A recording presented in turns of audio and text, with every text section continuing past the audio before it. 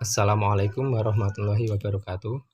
Kenalkan, nama saya Susetya Diputra dengan NIM 14014219194 dari Prodi Pendidikan Guru Sekolah Dasar Universitas Negeri Semarang.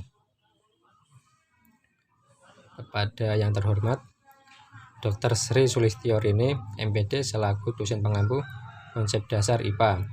Kali ini saya akan mempresentasikan keanekaragaman makhluk hidup.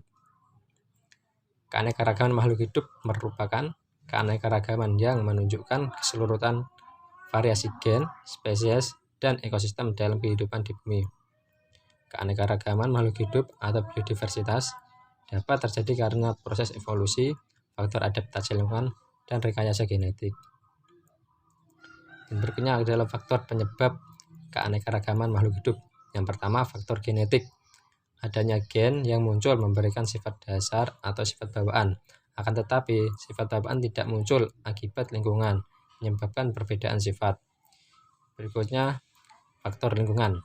Disebabkan adanya perbedaan iklim, tanah, dan fisiografik di tiap daerah, menyebabkan tiap makhluk hidup adaptasi dan membentuk keanekaragaman.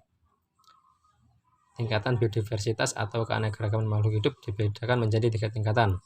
Yang pertama, keanekaragaman tingkat gen merupakan variasi genetik dalam satu spesies, baik dalam populasi maupun populasi terpisah secara geografis.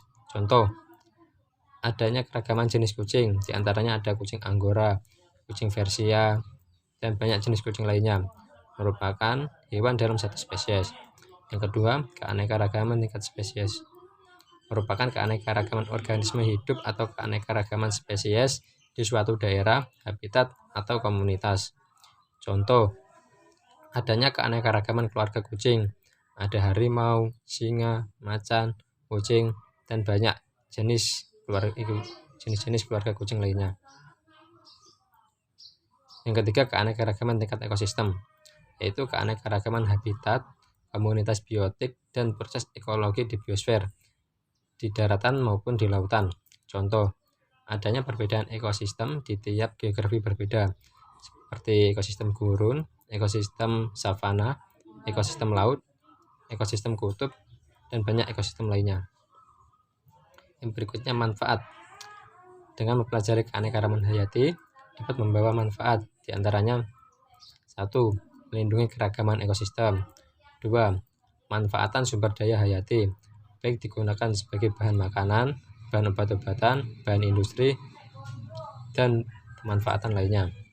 Ketiga, penyediaan air, penyimpanan huru-hara, dan perlindungan tanah.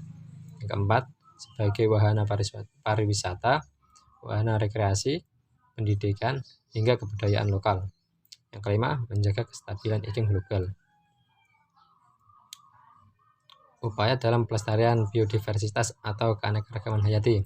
Yang pertama, reboisasi, yaitu penanaman hutan kembali, melakukan tebang pilih, melakukan pengendalian hama, dan pelestarian alam.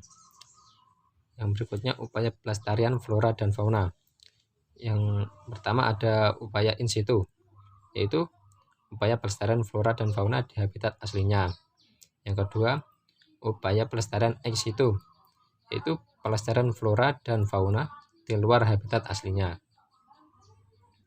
Upaya pelestarian ekosistem. Dalam upaya pelestarian ekosistem ada beberapa cara yang dilakukan. 1. Cagar alam.